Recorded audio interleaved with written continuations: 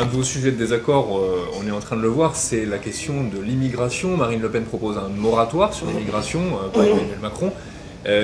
Qu'est-ce que ça change concrètement, ce moratoire sur l'immigration à La Réunion, où, comme vous l'avez signalé vous-même, la question de Mayotte ne se pose pas, et où on n'a que 2% d'immigration selon l'INSEE, la statistique officielle. Le moratoire, c'est quelque chose qui est prévu au plan national, et qui bien sûr va toucher La Réunion. Le moratoire, ça veut dire que dans l'immédiat, l'immigration est stoppée, ça veut dire dans le but de pouvoir analyser ce qui se passe, parce qu'aujourd'hui, n'ayant plus de frontières, eh bien, c'est une invasion que nous subissons sur le plan national. Pas La Réunion, 2% selon l'INSEE.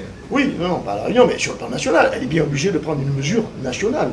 Donc, le but, c'est de filtrer, de savoir qui rentre en France, donc à La Réunion, et qui a les capacités d'y rentrer, qui veut s'intégrer, et quel est le quota que nous pouvons accepter. Parce que c'est surtout une histoire de quota.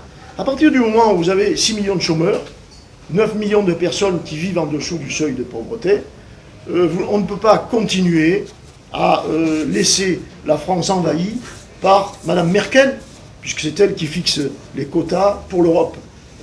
Donc Marine Le Pen a dit bloquons, analysons, et puis un certain quota sera autorisé à rentrer en France, à venir, à immigrer en France. Elle n'est pas contre l'immigration, elle est pour un quota et pour filtrer les gens qui rentrent. Parce que dans les gens qui rentrent, il y a des guerriers, il y a des djihadistes, et il y a, bien sûr, tous ces morts, ces innocents qui ont perdu la vie, femmes, enfants, écrasés. Vous reconnaissez qu'on a des djihadistes qui ne sont pas des immigrés, hein?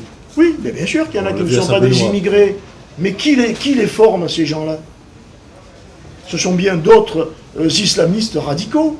Et si vous voulez, si vous commencez à en laisser rentrer une certaine quantité, eh bien, ceux qui ne sont pas encore radicaux peuvent très bien le devenir au contact de ces gens. Donc il faut filtrer ces gens. Voilà. Monsieur Robert? Enfin, j'entends des choses, moi, qui franchement, j'essaie de... Ça vous fait mal, hein? Ça vous fait mal? Eh oui.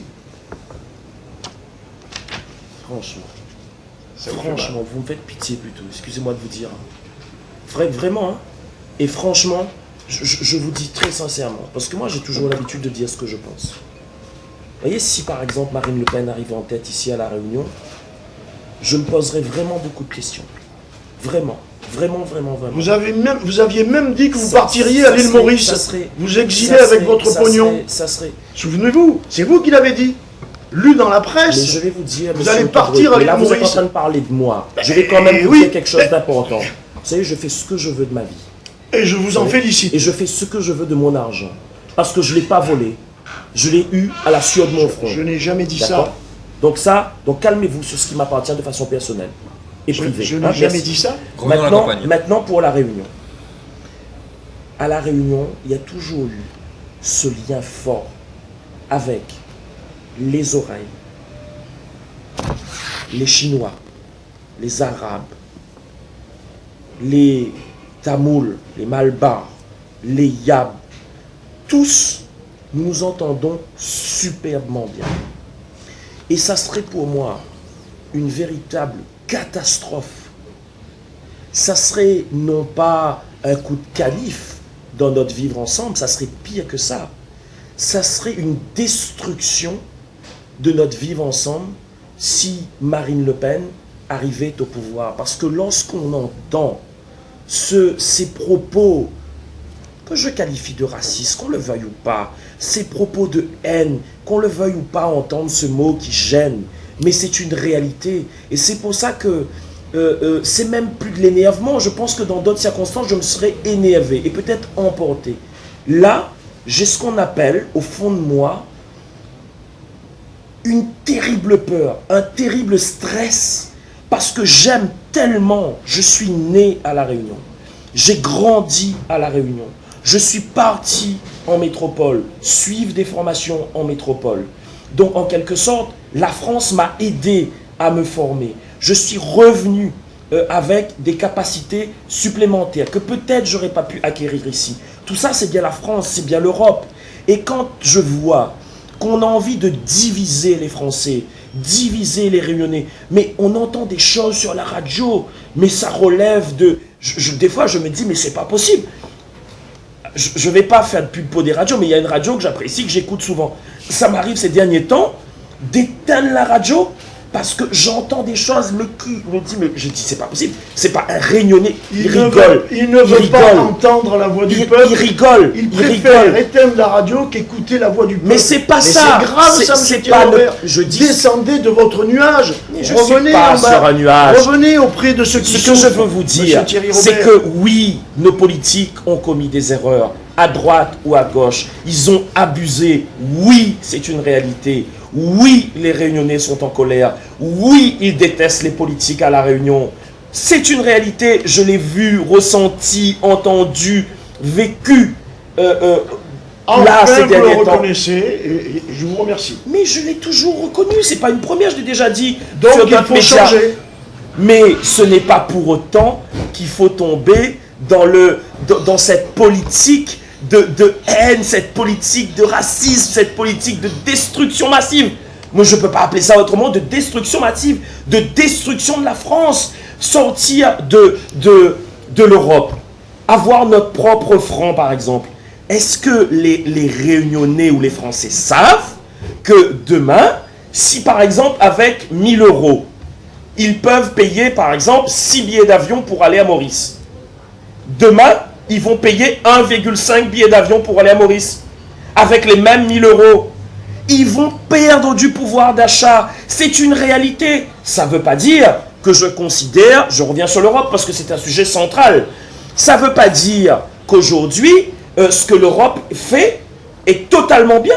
Il y a beaucoup de choses qui sont faites au niveau européen qui sont mauvais. L'Europe est loin. Et donc, l'Europe doit être humanisée, doit faire une politique qui soit une politique humaniste proche du peuple, proche des Réunionnais, proche des Français, proche de l'ensemble des pays qui composent l'Europe. Mais cependant, on ne peut pas aujourd'hui se couper, par exemple, de l'euro.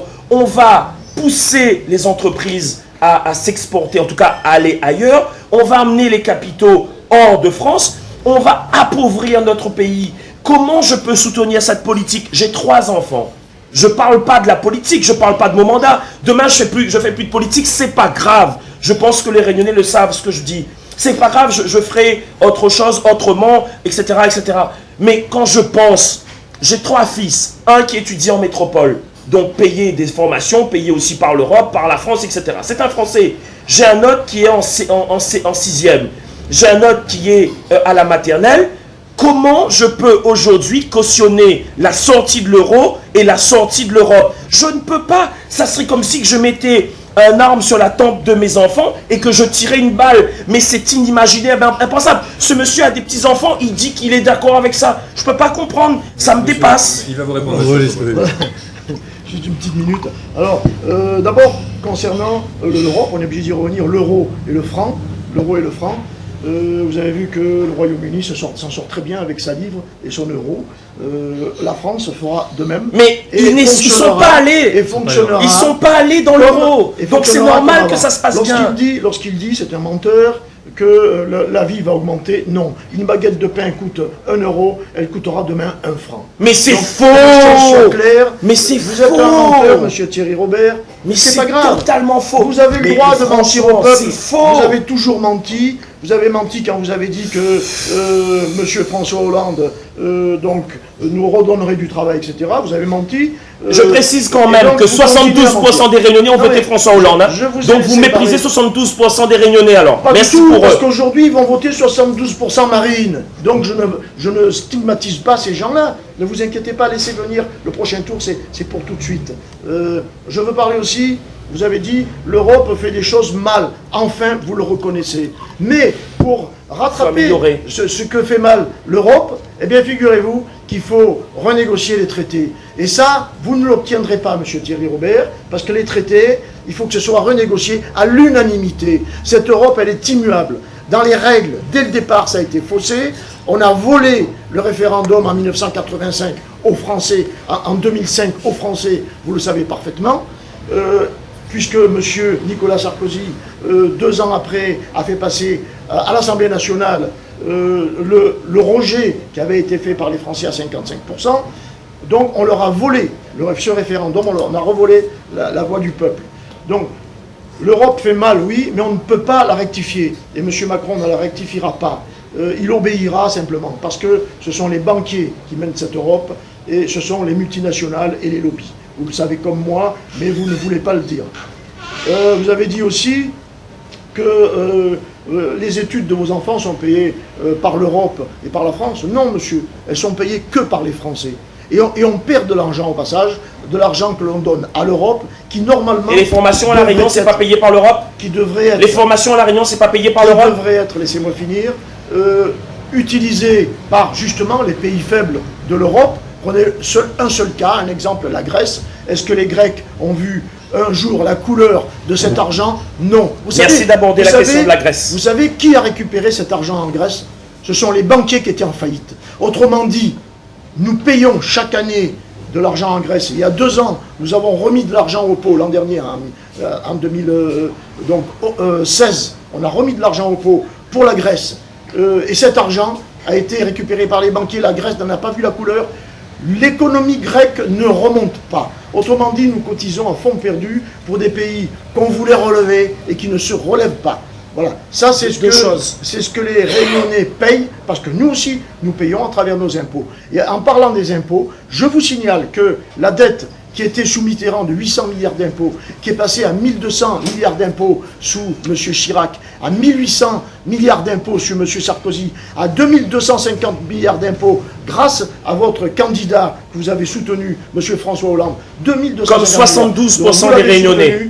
Oui, d'accord. Comme 72% des Réunionnais. Vous avez appelé les Réunionnais à voter pour lui, comme vous appelez aujourd'hui à voter pour son fils, Emmanuel Hollande. Bon, ça c'est une chose acquise.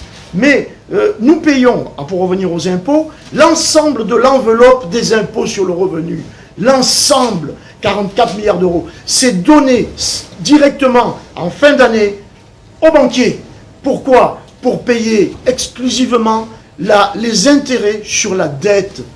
Nous perdons non seulement ces 8 milliards d'impôts, mais nous perdons toute la manne financière des impôts sur le revenu que nous donnons aux banquiers, M. Thierry Robert.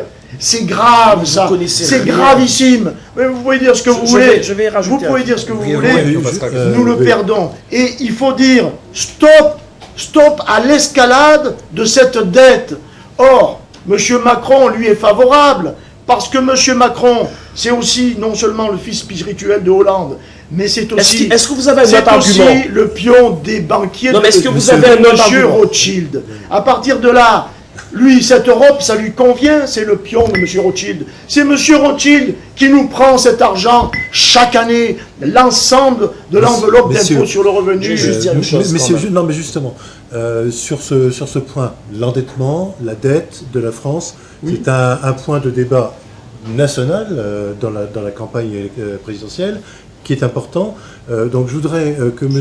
Thierry Robert Sauf que les Réunionnais payent cet impôt sur le revenu. Oui, oui, non, c'est un débat national donc, qui inclut la Réunion, bien entendu. Sûr. La Réunion n'étant pas autonome par rapport à l'ensemble national. Répondez là-dessus et on revient sur le vivre ensemble, s'il vous plaît. Aujourd'hui, il est indispensable d'arrêter cette hémorragie qui entraîne la France, qui est en train de détruire la France, parce que petit à petit, 2200 milliards aujourd'hui, l'objectif d'Emmanuel Macron, c'est de faire en sorte que cette dette-là puisse se résorber, en tout cas considérablement, selon le programme qu'il a défini. D'autant plus que là aussi, M.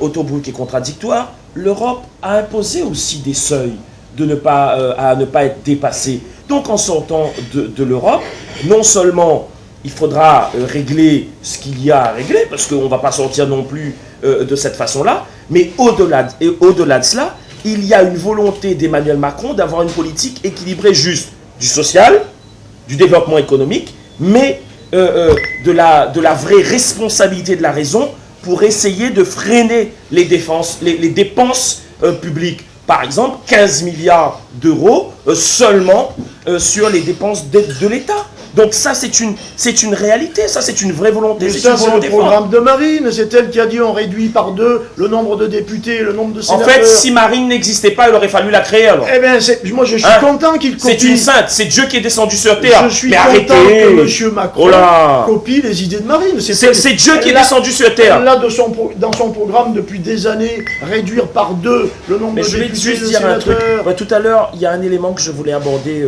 Permettez-moi d'aborder ce sujet. Monsieur Autobruck parlait de la Grèce. Vous vous rappelez quand il y a eu cette difficulté en Grèce, cette dévaluation qu'il y a eu, et ça sera le cas en France si on sort de l'euro. Si on reste dans l'euro, Si on sort de l'euro, je On termine. Et ce qui se passera, c'est quoi? Les gens, qu'est-ce qu'ils vont faire? Ils vont aller au niveau des banques, retirer leur argent pour mettre sous l'oreiller. Parce que de toute façon, ils n'auront pas d'autre choix que d'adopter cette attitude-là. C'est suicidaire, mais ils vont le faire quand même.